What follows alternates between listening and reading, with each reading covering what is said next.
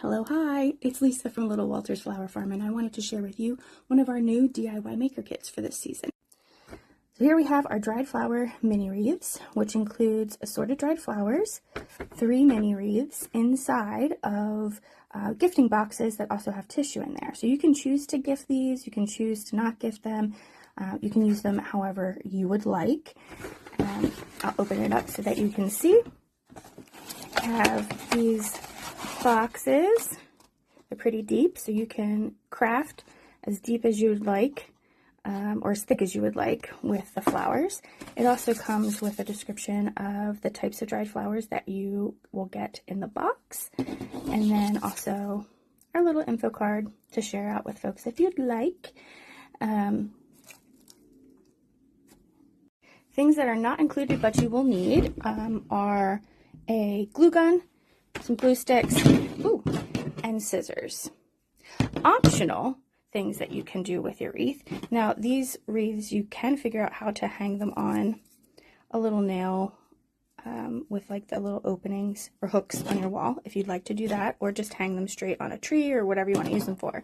But I've also attached magnets to them as well as some twine to help hang them. I personally think it's really cute to hang on a refrigerator. I'm going to show you an example of how to start one. I'm not going to take you all the way through because I don't want to influence your imagination. But I usually figure out what side do I want to have showing or open. Do I not want to have it open? Do I want to fill the whole wreath? I like to do just kind of the bottom part of a wreath. I like this little decorative stuff to sometimes be a part of the flower decor, or sometimes I like it at the top. So it just depends on kind of the style that you're looking for that day. I like to start with greenery. So everybody gets some eucalyptus in their wreath, and I like to create kind of a, I guess, base layer. So I'll take just a little bit of glue and splooch that down there.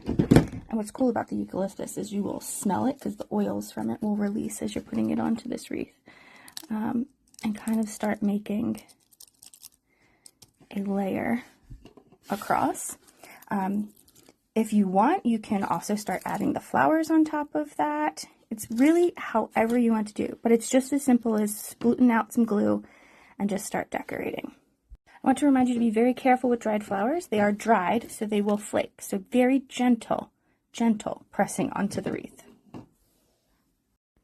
Some additional things about the flowers. You'll see that you have status in your kit. One of the things about status is you can actually pull off little pieces. So you can get a little piece of the flower and make that a component versus sticking this whole thing on, or you can stick the whole thing on. It's really up to you and how you want to do it. Just be careful not to crush the things. When it comes to flowers that have little stems on the back, you can leave the little stems if you feel like it'll help you stick the item into your wreath and adhere it with glue, or you can trim off the back, which I do if I'm going to be laying something flat, and in this case, using it as a centerpiece. I haven't put the glue down, so that will happen when you put the glue down. Things with a little bit more fluff and flair to them, or more lined items, usually end up needing to break those so that they will fit with your little mini wreath. So break it wherever you want, wherever you think your design, it'll work for your design, and you put that in, and then you can put things on top of it. That is fine. You don't have to like figure out how to shove it behind or any of that type of stuff. It's really whatever you want it to be. So another thing that is really important too is figuring out what is going to be your focal and what is going to kind of be your supporting flowers. I oftentimes find like zinnias or the straw flower to be really good focals for these mini wreaths, and the size, it just really depends on what you want the size to be. So you just find whatever flowers in your your box that you think is your focal and kind of go with it. There's plenty of flowers in there to make the 3 wreaths, and you might even have some left over. Additionally, when you're thinking about things that are like ball type items, you want to keep in mind that if you put 2 of those on a wreath, it's going to look like eyeballs. So you kind of always really want to work with 3s or odds, basically. So 1 or 3 or 5, whatever that may be, so that things don't ever look like eyeballs, unless you like that.